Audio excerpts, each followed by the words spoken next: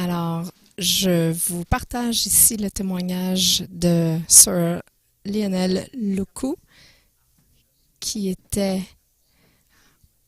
un sceptique légal.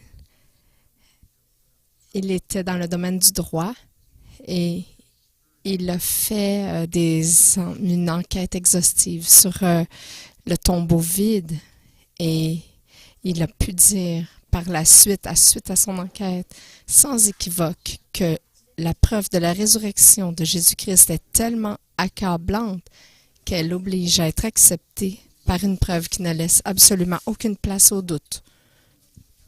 Il est devenu en feu pour le Christ.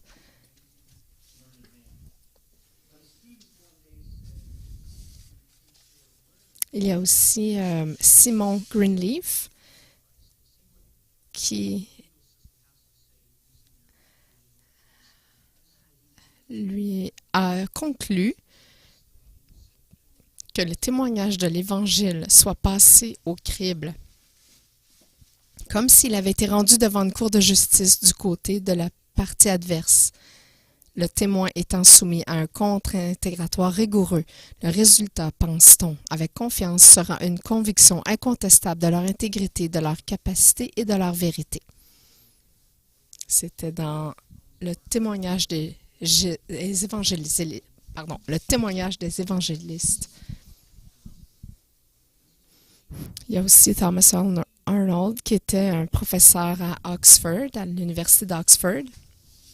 Il dit « Je ne connais aucun fait dans l'histoire de l'humanité qui soit prouvé par de meilleures preuves de toutes sortes à la compréhension d'un chercheur honnête que le grand signe que Dieu nous a donné que le Christ est mort et ressuscité des morts. » C'est un professeur d'histoire à l'université d'Oxford. Il a écrit ça dans La vie chrétienne, ses espoirs, ses peurs et ses proches. Tous ceux qui ont étudié de près la résurrection du Christ sont arrivés à la conclusion que la résurrection a bel et bien arrivé et elle était vraie.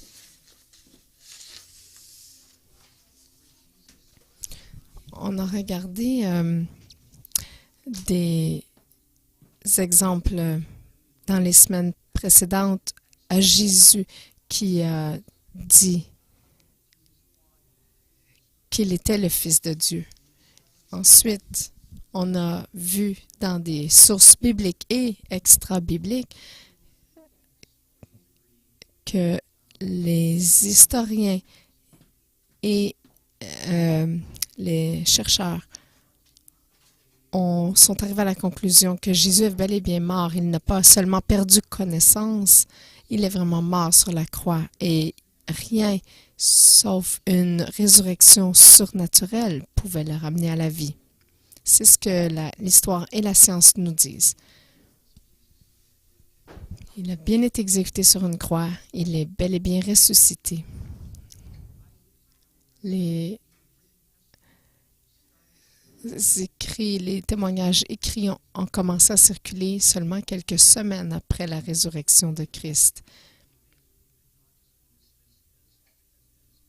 Il ne pouvait pas être simplement repoussé de la main comme une légende ou un mythe, parce qu'ils étaient trop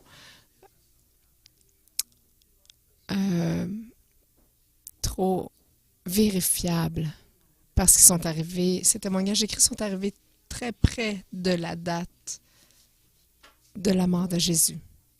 Et nous allons aujourd'hui regarder aux preuves d'une tombe vide. C'est la troisième preuve qu'on va étudier. Nous allons commencer en regardant ces versets. Jean 19, versets 38 à 42. Après cela, Joseph d'Arimathée, qui était un des disciples de Jésus, a demandé le corps de Jésus. Pilate le lui permit. Il vint donc et enleva le corps de Jésus. Or, il y avait un jardin à l'endroit où Jésus avait été crucifié, et dans le jardin, un tombeau neuf où personne encore n'avait été mis. ce fut là qu'ils déposèrent Jésus parce que c'était la préparation de la Pâque des Juifs et que le tombeau était proche. Joseph d'Arimathée était dans le Sanhédrin. Il était dans le groupe même qui avait arrangé la mort de Jésus. Évidemment, Joseph n'était pas heureux de cette décision, mais vu l'hostilité il y a peu de chances que le Sanhédrin lui-même aurait arrangé pour prendre le corps et le mettre dans un tombeau. Ils étaient l'ennemi des premiers chrétiens.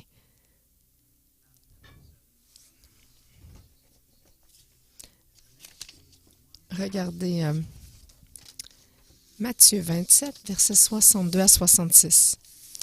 Le lendemain, qui était le jour après la préparation du sabbat, les chefs des prêtres et les pharisiens allèrent ensemble chez Pilate et dirent: « Seigneur, nous nous souvenons que cet imposteur a dit, quand il vivait encore, après 3 jours, je ressusciterai. »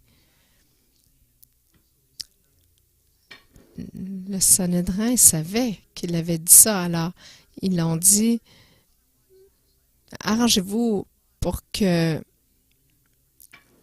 la tombe soit bien gardée, parce que peut-être ses disciples vont venir et ils vont voler le corps. Alors, gardez la tombe et faites en sorte que les mesures de sécurité soient de la plus haute importance. Mettez scellez la pierre pour que nous sachions que personne va aller faire des tentatives. » Alors, ils ont mis une garde qui était minimum 4 soldats et ils ont scellé la tombe. Alors,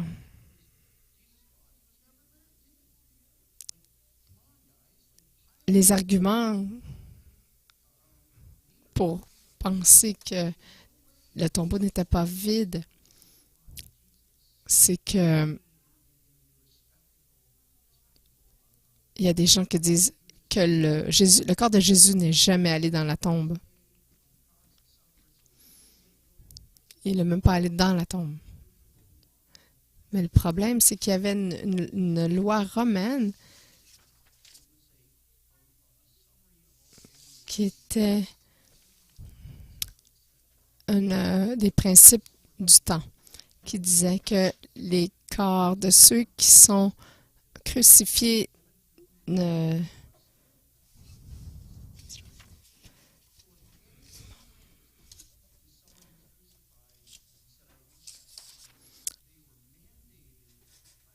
Donc, le résumé de la pratique et de la procédure romaine, c'était que les corps des condamnés à mort ne devraient pas être refusés à leurs proches. Ils devraient être remis à quiconque les demanderait pour les inhumer.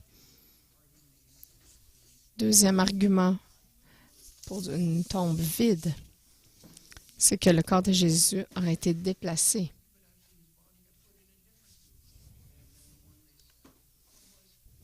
Le problème avec ça, c'est que lorsqu'on le met dans une tombe, ils mettent une garde. Ils mettent un sceau sur la tombe, la pierre.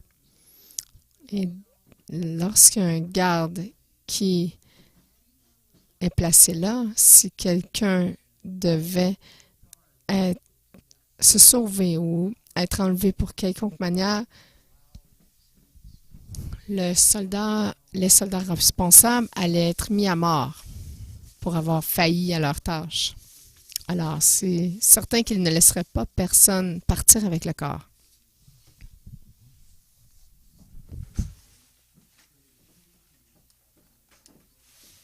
Troisième argument. Regardez le verset qui soutient ça, Matthieu 27, verset 65. Pilate leur dit: « Vous avez une garde, alors gardez-le comme vous le souhaitez. »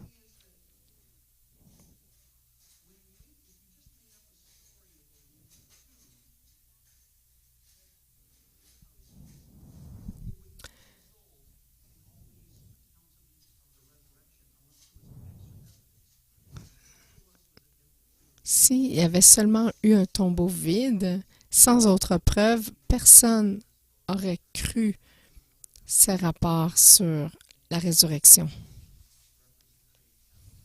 Regardez Craig Evans, qui est encore vivant.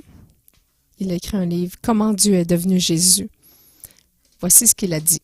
Je conclus que l'enterrement du corps de Jésus dans une tombe connue, selon la loi et coutume juive, est hautement probable.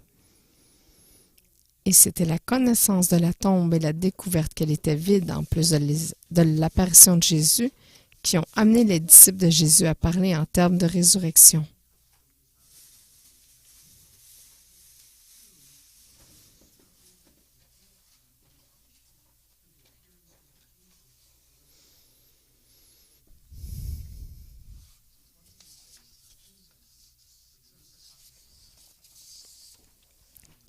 C'est une chose de dire que la tombe est vide, mais c'est une autre de parler de résurrection.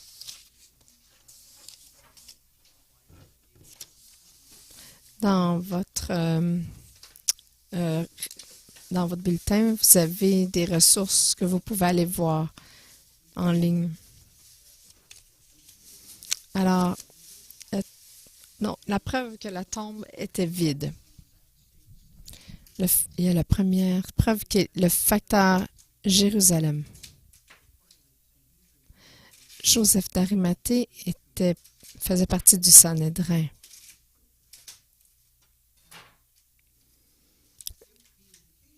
Si l'endroit où la tombe de Joseph était connu, il n'avait qu'à aller voir à la tombe. Il disait, voilà, là, le corps est là, ce n'est pas vide, mais il n'y a personne qui a pu le faire parce que la tombe était vide. C'est très facile de venir contre cet argument en disant, la tombe est vide, mais il ne pouvait pas le faire.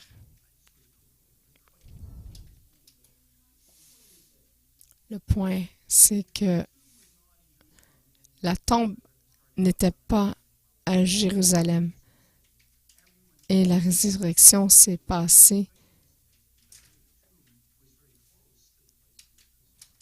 La tombe était très près de l'endroit où il a été crucifié. Regardez ce que Lee Strobel, un autre auteur, a dit. Je ne suis pas devenu chrétien parce que Dieu m'a promis que ma vie serait plus heureuse que celle que j'ai eue en tant qu'athée.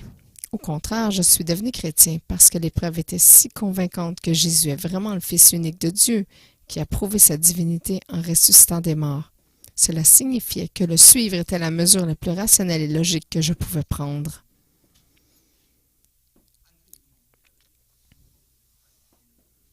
Deuxième preuve, c'est le critère d'embarras. Ce que ça veut dire en fait, c'est que c'est une des manières de déterminer si un auteur ancien disait la vérité, c'est qu'il faut soit inclure des détails qui étaient soit embarrassants pour eux-mêmes ou qui font du tort à leur cause. Parce que s'ils vont inventer une histoire, vous n'allez pas inclure un élément qui peut être prouvé du tort.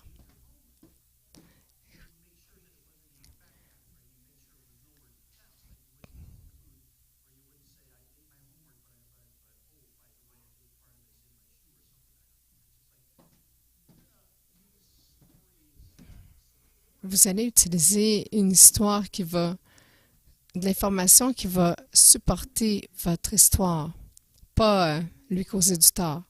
Voici le problème. Qui a découvert que la tombe était vide? Des femmes. Regardez Matthieu 28, verset 1. Après le sabbat, à l'aube du dimanche, Marie de Magdala et l'autre Marie allèrent voir le tombeau. Mais l'ange prit la parole et dit aux femmes, « Quant à vous, n'ayez pas peur, car je sais que vous cherchez Jésus, celui qui a été crucifié. Il n'est pas ici, il est ressuscité, comme il l'avait dit. Venez voir l'endroit où le Seigneur était couché et allez vite dire à ses disciples qu'il est ressuscité. Il vous précède en Galilée, c'est là que vous le verrez. Voilà, je vous l'ai dit. » Voici le problème. au premier siècle, autant la culture juive que romaine considérait les femmes de façon très négative. Pas éduquées, leur témoignage n'était pas fiable. Leur témoignage était toujours considéré très questionnable. En fait, elles n'étaient même pas considérées dignes de donner des preuves. Dans plusieurs cas, les femmes n'étaient même pas éligibles pour aller donner leur témoignage en cours. Voici ce que le Talmud dit. Toute preuve donnée par une femme n'est pas valable à offrir. Ça dit, ne faites pas témoigner les femmes, elles ne sont pas dignes de confiance. Et regardez ce que Joseph, un écrivain de l'Antiquité,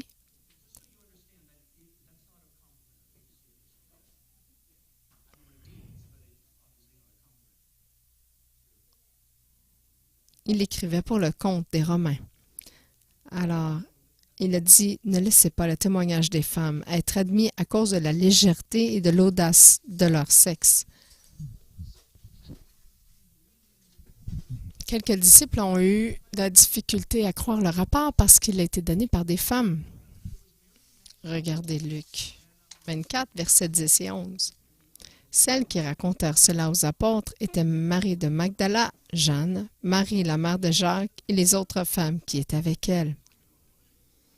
Mais ils prirent leur discours pour des absurdités et ne crurent pas ces femmes. Dans cette culture, c'était pas fait pour être... les femmes n'étaient pas dignes de confiance pour des témoignages. Alors même les disciples ont eu de la difficulté à le croire. Au-delà de ça, une des femmes, Marie de Magdalène, avait été réputée être possédée par 7 démons dans le passé. Alors, son témoignage était encore moins fiable et crédible que dans le passé, par son passé.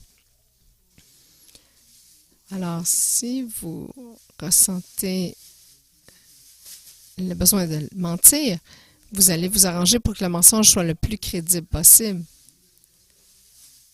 Alors, si c'était vraiment un complot pour mentir, il n'aurait pas choisi des femmes pour testifier du tombeau vide. Ils auraient préféré prendre des hommes. Si les évangélistes avaient eu la liberté de choisir leur histoire, ils auraient choisi des hommes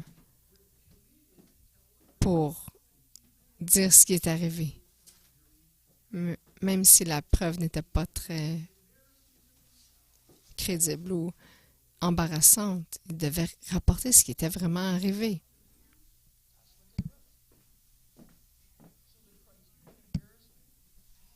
Alors, le critère d'embarrassement ajoute du support au fait que Jésus est ressuscité dans une tombe vide parce que personne n'aurait inventé une histoire avec une crédibilité douteuse.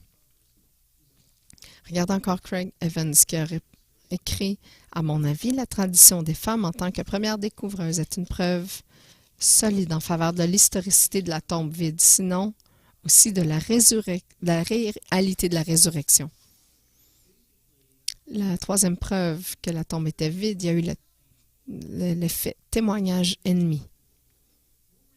Qu'est-ce que les opposants de Jésus ont dit à propos de la tombe vide? Et les Romains et les leaders juifs, personne n'a dit que Jésus était encore dans la tombe. Tout le monde s'est mis d'accord, la tombe est vide. Même les ennemis de Jésus ont dit que la tombe était vide. Matthieu 28, versets 11-13. Pendant qu'elles étaient en chemin, quelques hommes de la garde entrèrent dans la ville et annoncèrent au chef des prêtres tout ce qui était arrivé. Les soldats ont reçu de grandes sommes d'argent pour dire que les disciples étaient venus prendre le corps de Jésus pendant qu'il dormait. Mais ils n'ont pas fait ça.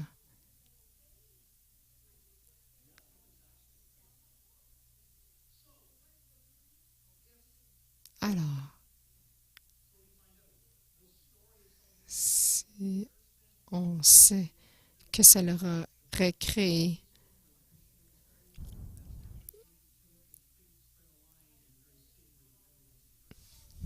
de l'embarras et que même l'ennemi a dit que la tombe était vide, c'est une preuve béton. Ça constitue une preuve béton que la tombe était vraiment vide. On sait que par l'histoire que Jésus est vraiment mort sur une croix. On sait maintenant qu'il y a vraiment eu une tombe vide. Les Romains ne pouvaient pas voler le corps parce qu'ils voulaient que Jésus meure. Les leaders juifs ne voudraient pas voler le corps parce qu'ils voudraient que Jésus reste mort. Et les disciples n'ont pas bougé le corps non plus parce que, encore une fois, on a besoin d'un motif, de moyens, de l'opportunité pour, au niveau légal, justifier un acte. Alors, regardons au motif.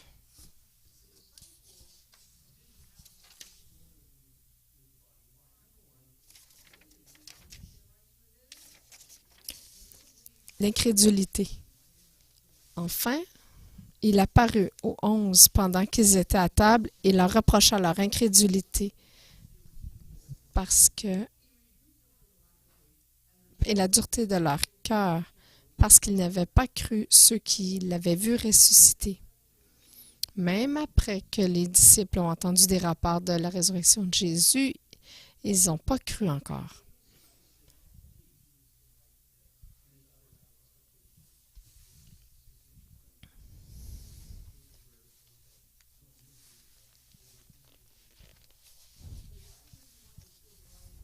Pourquoi est-ce que les disciples voudraient voler le corps pour faire croire à sa résurrection alors qu'eux-mêmes ne le croyaient pas? Si Jésus a été persécuté et crucifié parce qu'il a dit qu'il était le Fils de Dieu, alors les disciples savaient que s'ils disaient que Jésus était le Fils de Dieu, eux aussi seraient crucifiés. Pourquoi supporter un mensonge s'ils savaient que la conséquence serait la même chose que la crucifixion que Jésus a passé à travers? Il y a beaucoup de sources historiques qui confirment que tous les disciples sont morts de déprivation, de souffrance et de persécution parce qu'ils ont déclaré que Jésus était ressuscité. On voit dans le livre des Actes, dans différents auteurs comme Polycarpe, Ignace, Dionysius de Corinthe, Tertullien et Origène, tous ont témoigné que Jésus est mort sur la croix.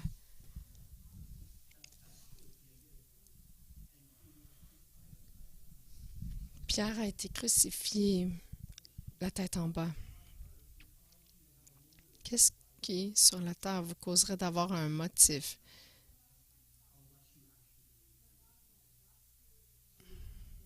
Ils n'avaient pas le motif pour essayer de voler le corps et laisser le tombeau vide. Ils n'avaient pas non plus les moyens de voler le corps. Regardez Matthieu 27, versets 65 et 66. Pilate leur dit, « Vous avez une garde, allez-y, gardez-le comme vous le souhaitez. » Et ils s'en allèrent et firent surveiller le tombeau par la garde après avoir scellé la pierre. Les Romains auraient dit, « Regardez, ils ont volé le corps. Mais il ne pouvait pas faire ça parce qu'il savait qu'il serait exécuté sur le champ. Alors, il n'y a aucune manière que les disciples ont pu voler le corps de Jésus.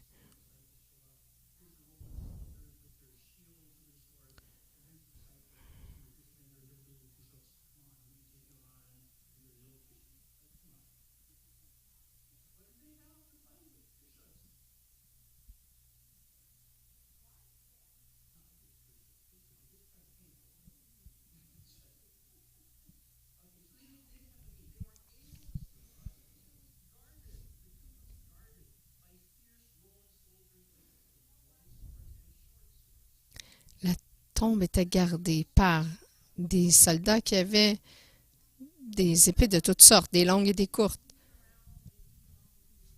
Alors, est-ce que les disciples étaient en train de tourner autour de la tombe pour trouver l'opportunité de voler le corps? Il n'y en avait pas. Regardez Jean 20, verset 19.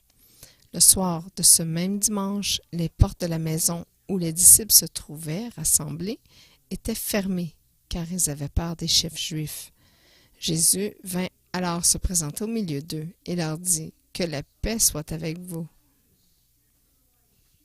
Les disciples étaient vraiment cachés dans leur maison, tremblants de peur. Ils couraient pour leur propre vie, alors ils étaient beaucoup trop occupés pour aller tournoyer autour du tombeau vide, du tombeau, pardon. Mais les femmes, elles, n'étaient pas trop occupées à courir pour leur vie.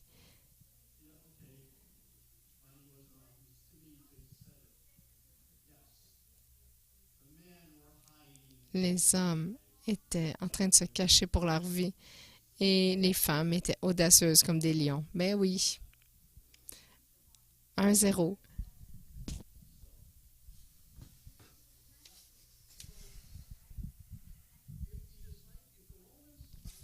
Si les Romains vont pas voler le corps parce qu'ils voulaient pas que Jésus soit vivant, les Juifs ne voleraient pas le corps parce qu'ils ne voulaient pas que Jésus revienne à la vie, ils voulaient qu'il reste mort. Et si les disciples n'ont pas volé le corps parce qu'ils étaient très apeurés pour leur vie, ils se cachaient. Alors, comment est-ce que le corps s'est ramassé en dehors de la tombe? Voici, regardons ce que la Bible dit. Après le sabbat, regardez Matthieu 28, versets 1 à 7. Après le sabbat, à l'aube du dimanche, Marie de Magdala et l'autre Marie allèrent voir le tombeau. Soudain, il y eut un grand tremblement de terre, car un ange du Seigneur descendit du ciel, vint rouler la pierre de devant l'ouverture et s'assit dessus. Il avait l'aspect de l'éclair et son vêtement était blanc comme de la neige. Les gardes tremblèrent de peur et devinrent comme morts. Mais l'ange prit la parole et dit aux femmes, « Quant à vous, » regardez, les hommes ont perdu connaissance. Wow! C'est pas très glorieux. Et ces soldats masculins. Mais l'ange prit la parole et dit aux femmes, « Quant à vous, n'ayez pas peur. » Mais elles avaient peur, au moins. Mais n'ayez pas peur, car je sais que vous cherchez Jésus, celui qui a été crucifié. Il n'est pas ici, car il est ressuscité. Mais comme il l'avait dit, venez voir l'endroit où le Seigneur était couché et allez vite dire à ses disciples qu'il est ressuscité. Il vous précède en Galilée, c'est là que vous le verrez. La tombe était vide parce que Jésus est ressuscité des morts. L'ange n'est pas venu ressusciter Jésus. Jésus était déjà ressuscité. La tombe était déjà vide. L'ange est venu simplement pour pousser la pierre et dire, regardez, il est ressuscité des morts. Vous savez ce que ça veut dire? Ça veut dire que Jésus lui-même s'est ressuscité lui-même de la mort.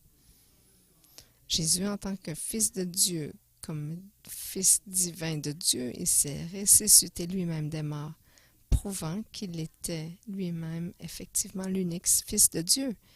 C'est comme ça qu'il est sorti de la tombe. Levons-nous tous ensemble. Alors, la tombe était vide. Mais une tombe vide, ça ne confirme pas une résurrection, ça confirme une tombe vide. Alors, on va avoir un exposé là-dessus la semaine prochaine. Fermons nos yeux. C'est un sujet très sérieux, même si on rigole un peu.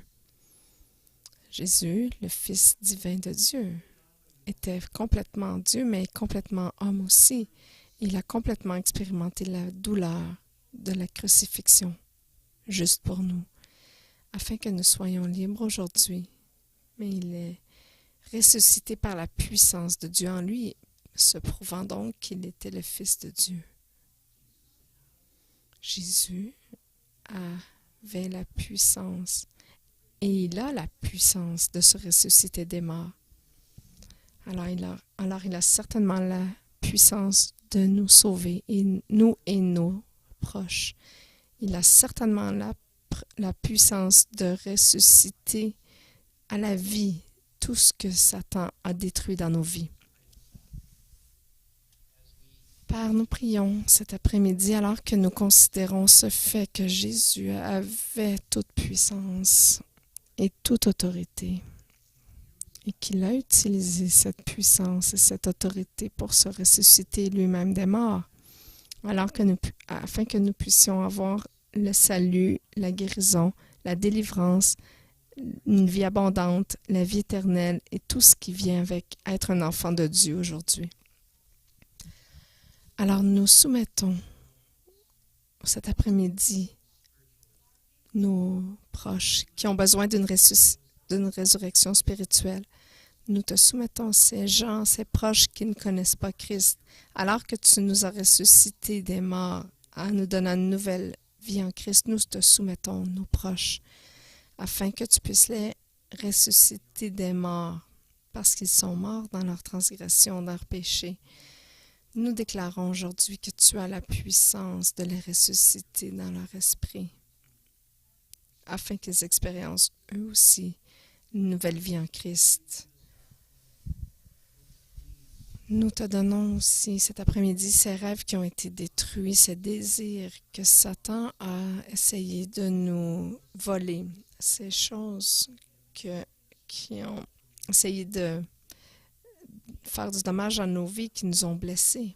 Nous te les donnons cet après-midi parce que tu as la puissance de ressusciter de la mort tout espoir, chaque rêve, chaque promesse, chaque passion qui était détruite, endommagée par Satan. Nous te faisons confiance, Seigneur Jésus, que tu as la puissance pour appliquer ta puissance de résurrection dans toutes ces choses de nos vies que nous savons que tu nous as promises. Nous savons que tu veux.